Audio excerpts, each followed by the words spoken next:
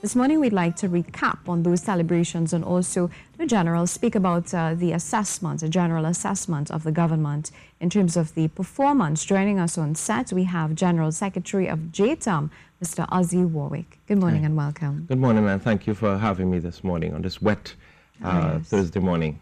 Most definitely. Thank you for making that effort to be here this morning to talk with us. We're chatting about a very, very interesting topic. We're talking about Labor Day celebrations this particular year. How would you describe the turnout, the events?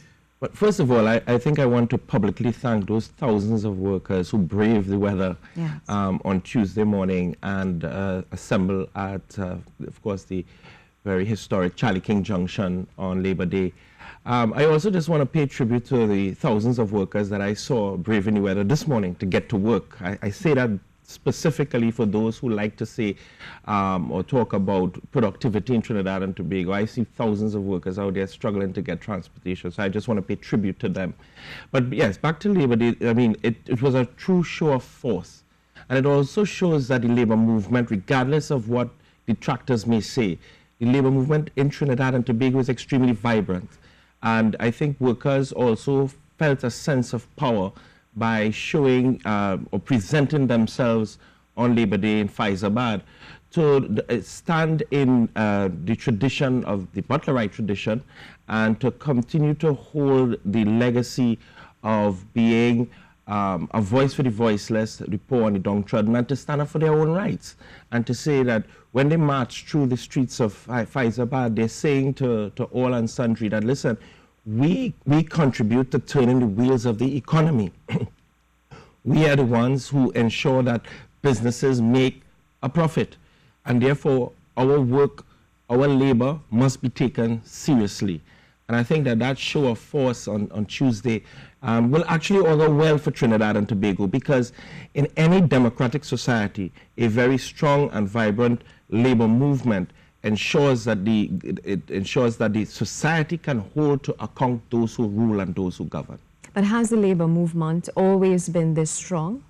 Well, the labor movement throughout our history has been very, very strong. But as you know, there have been those who suggest that in recent times it's not so strong. And I think yesterday, or not yesterday, but Tuesday showed them wrong. That in 2018, some 81 years after the 1937 insurrection, we can still proudly say that we have an extremely strong and vibrant labor movement. Right, I think that is critical. And I think it also says that workers are reaching a point where they want to send a very strong message to the government and those who rule that, listen, you made certain commitments. You have to be held to account for that. It cannot be that you make commitments, you make promises, and then you continue to govern in a way that disregard our voice, disregard our contribution. And I think that show of force on Tuesday sends that clear message. Right, so you said that the labor movement has a very key role in terms of turning the wheels of the economy. But then we're in a situation where some might say the economy, it's on a downturn, and then you have crime, and then you have so many other issues, health, education. Yes. Well, let me just start. I'll come to the economy, but let me just start on crime, because a lot of the feature address on Tuesday by Comrade Roger spoke to that issue of crime and the government's performance with regards to crime. And I actually heard reported to me that a certain government minister actually described the presentation on Labor Day as unqualified ranting. And that is problematic, because it shows a clear disconnect between the government and the reality on the ground. How can you say the expression of concern for the lives of our citizens, where people are being murdered on a daily basis, where you are frightened, I'm sure, to go and have to spend some time outside because you do not know if you're going to be robbed, if you're going to be murdered? How can that be called rantings? How can, when you express concerns about the hospitals and about healthcare and about how poor people can get access to medication and proper healthcare, how can you call that rantings? And I think this is what the Labor Day theme of 2018 was about. Which is, it cannot be business as usual. Secure jobs protect our lives, and that there is a clear disconnect between the government and the reality on the ground. With regards to the economy, the Joint Trade Union Movement presented to the government, let me just remind the country, that we presented Labour's economic alternative plan, and we call it LEAP. We actually had a motto: we can leap forward together. In other words, this alternative was to say that the Labour movement came together, had a lot of discussions, and came up with an alternative to austerity. We said to the government, listen, when faced with economic situation as we have, you had two paths you can take. You can take one of austerity, or you can take a path which the Labour movement is presenting to you, which is to stimulate the economy, to get it growing, to get the economy active. Because when you have a reduction in revenue, cutting your way out of the crisis have not worked in any other country. In the UK, for example, and on the Labour Day platform, we talked about that. In the UK, for example, studies have shown that with the austerity imposed on the country by the Conservative government led to increased violent crimes, and as well as it led to a reduction in terms of quality of health care, and the economy literally dragged on for very many years thereafter. So we suggested a different route. And we felt that the government did not handle the economy well. We felt that the option and the possibility to, especially with the foreign exchange crisis, to invest in what we call an industrial development fund. That was Labour's actual alternative, an industrial development fund, using the liquidity that was in the country in terms of banks, using pension funds, using credit unions, and where you can create new enterprise, but here's the conditionality: they must be able to export to generate foreign exchange. All of that was Labour's ideas to come out of the crisis. So those who say that Labour don't have any ideas or don't offer solution to coming out of the crisis is inaccurate. The other thing is that we felt that in this time of 2018, there are still too many workers working for minimum wage, even less.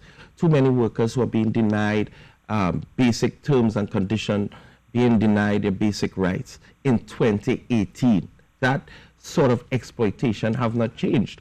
And we felt that it is time that as workers, we express our contribution and our force by being in Faizabad in 2018, but also offering a report on the government's performance since coming into office in 2015.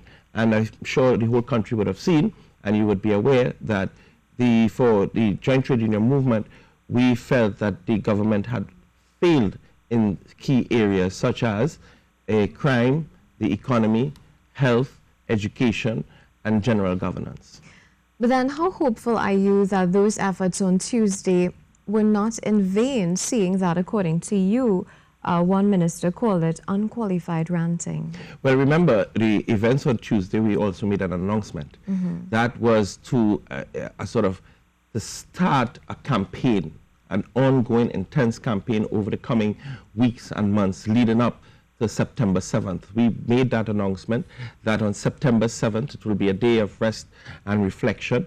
So the events of June 19th wasn't a one-off event. It didn't stop there. It actually starts there. So that you will see over the coming weeks and months a series of activities by the trade union movement, by the labor movement, going to different parts of the country to talk to the people and to mobilize not just our own workforce, but to mobilize communities as we send a message to the powers that be. And you'll see that it's not about ranting, it's about exercising our right to call to account and hold to account those who govern, who came into governance in the first instance by coming to the people, requesting their vote and requesting them to support them to rule. Well, you have to be held to account now, because now you're in the seat. And we felt that September 7th is a good opportunity for Trinidad and Tobago to send that message and to hold to account the government. But how different is this September 7th day compared to previous years where we've had those said calls for a day of rest? I think one of the things that we have to bear in mind, sometimes when you take a certain course of action, it's about exercising your right and your freedom of expression to express your dissatisfaction or satisfaction. And I like to use the civil rights movement and the anti-apartheid movement. It was never a one march. It was never a one event. It was a series of actions taken by the mass movement in order to bring about fundamental change. And if our path is to bring about fundamental change in Trinidad and Tobago, because we feel that the current system of governance is failing us as a people, then we have to engage in a sustained path. So it's not just about one day of rest and reflection or one march.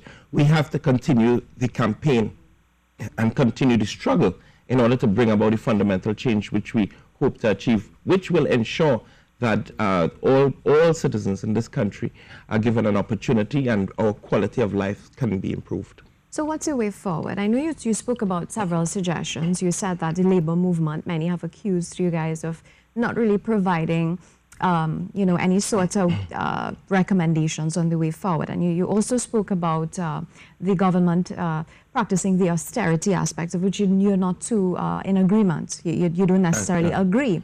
But then if you look at it on the flip side, Trinidad and Tobago, our marginal propensity to import. We're a society where we like to import a lot. So you wonder where our foreign exchange, why is it the way it is? But then how do you change that? In our LEAP, as part of our Labour's Economic Alternative Plan, we actually had a section which dealt with cultural change. How can we as citizens, one, appreciate the fact that we have to invest in our own. We have to appreciate our own.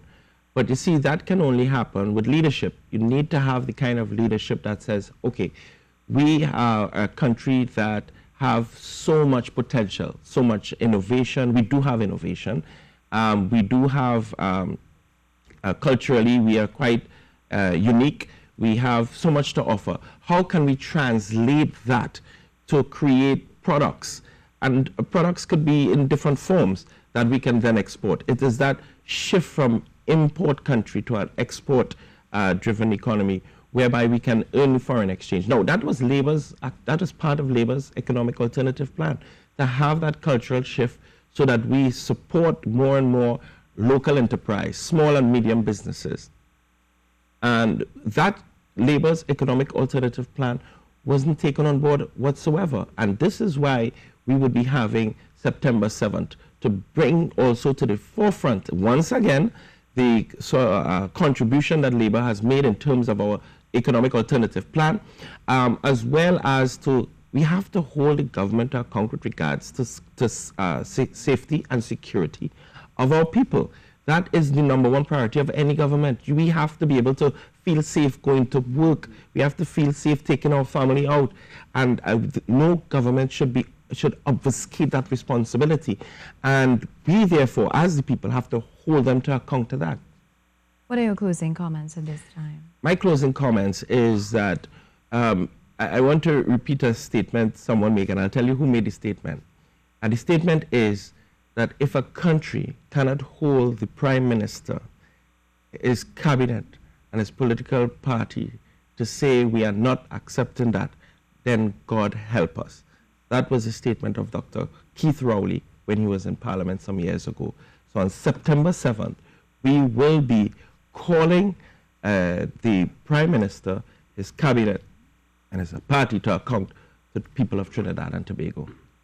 All right. Thank you so much, Mr. Ozzie Warwick, for taking the time to chat with us this morning, recapping the events of Tuesday, Labor Day in Trinidad and Tobago, also doing an assessment on the general performance of the government and also informing us of what we can expect on September 7th. Well, news is up next. Stay tuned.